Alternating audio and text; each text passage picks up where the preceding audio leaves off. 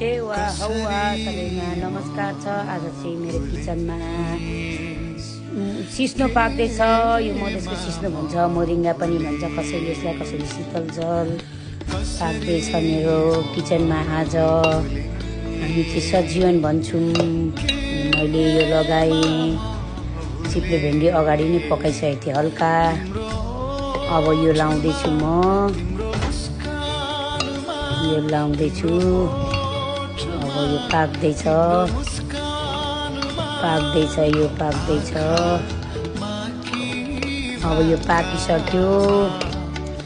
यो र थेप्ले भात खाने आज मन भएर बनाउँदैछु म।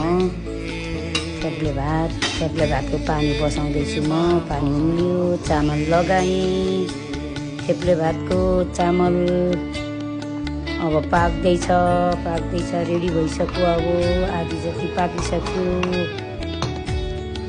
अब पाक्दैछ, यो पाकिसक्यो। अब पाकिसक्यो।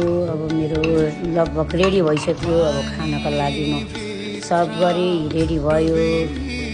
ल त सबैजनालाई धन्यवाद। अब मेरो खाना रेडी भयो।